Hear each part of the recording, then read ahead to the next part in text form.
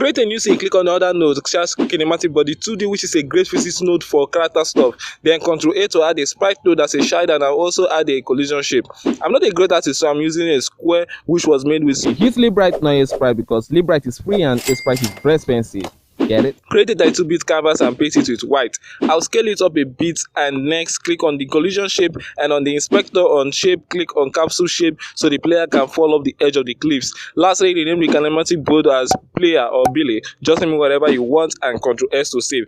Now it's time to code. Click on the script you need to add a new script. Click create. Now add these variables. By velocity equal vector 2 there 0, which will help calculate our movement direction. By move speed equals 100, by gravity equals 100, and jump force is now the game equals 50.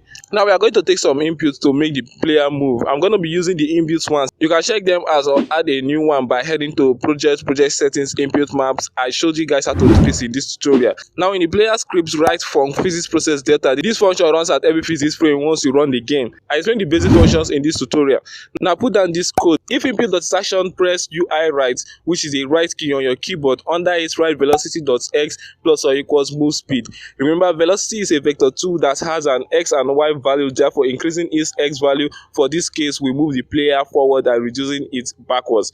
And if you increase its y value, the player moves downwards, and reduce it and the player will move upward. Also multiply it by move speed so you can control how fast the player moves, and also multiply by delta so it moves at the same speed in every device. Also we set velocity to equal move and slide velocity. Without this, the player won't move. Also move the player downward a bit so we can see stuff happen. Now F6 to run the scene, and when I press right, the player moves to the right. And now let's make it move left by placing this code. If input.action, press UI left, velocity.x minus or equals move speed times delta. Now F6 to run the scene again, and when you press left it moves left, and when you press right it moves right. But the player can't stop moving, so let's add a break by placing this code else, which means if we are pressing left or right, do that, and that is velocity.x equal 0. This stops the player immediately. We stop pressing left or right. Now F6 to run the scene, and when you press left it moves left. Let's go, it stops moving out. Also the same for right. Now you may like it like this, but if you want a smoother stop, then change this code from this to this. Left helps transit something from one value to another. It takes in 3 values. By using it this way, we want the player's velocity.x to reduce from whatever value it is to 0 in that value. To be honest, I don't know what that last value is exactly, but the lower it is, the slower the transition, the higher the faster. Now run the scene, and the player will slowly stop moving if you stop pressing left or right. Now if you print move speed, it kind of increases or reduces more than it says value, which is 100, which is not a good thing. To fix that, we will use the clamp function to limit it.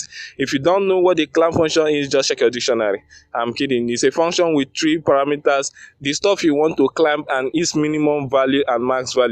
This will cause velocity.x to not go past -100 and 100. Run the game and you notice the player is much more easier to control. Let's take a break.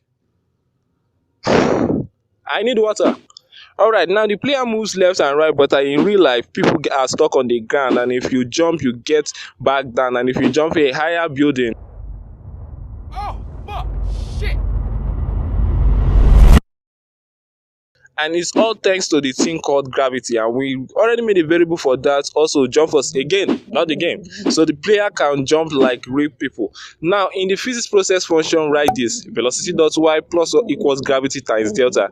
In math, y value increases upward and reduces downward, but somehow this is computer, is the opposite. That's why we add gravity to velocity.y in every frame, so the player experiences gravity.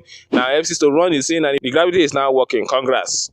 But the player needs to stop falling at one time, so let's make him a ground to land on. Create a new scene, a 2D scene, and call it world. Ctrl S to save it. Now Ctrl A to add a static body node, which is a physics body that doesn't move. Add a collision shape 2D. Add a sprite node, and for the sprite, drag and drop the square in it and scale it as long as possible. And also click on visibility modulate and turn it to green. Now click on the collision shape and add a rectangle shape and scale it like so. Now drag the static body node downwards a bit. Now click on the world node and click on the painting it to instance the player into the scene. Move the player like so and run the scene. And as you can see, the player stop falling when we can stop falling. and we can move left and right.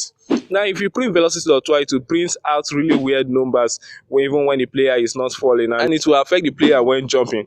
To fix that, put down this code, and if you run the scene again, no weird numbers will be printed. Now let's make the player jump. We do this by reducing the player velocity.y value, of course, when we press an input. So in the physics process function, right, if input.isAction just press UI up and it's on floor.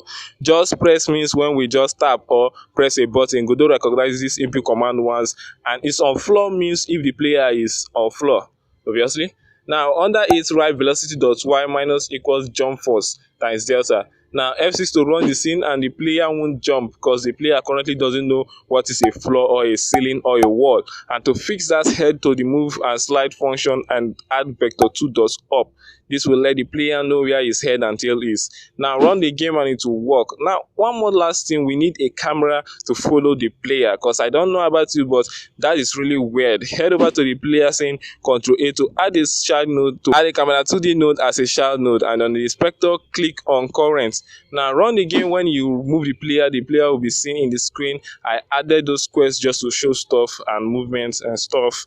Alright, that's it guys. I hope with this you can make the next great game title. Just don't make it too expensive. When you do that, do and put a 32-bit version, because some of us are from the past working in the present. Also, like for YouTube algorithm's sake, and we are almost at 1 billion subscribers. It's really surprising. So yeah, subscribe for more epic game dev stuff. I'm Desus, and I'll see you in the next video. Peace.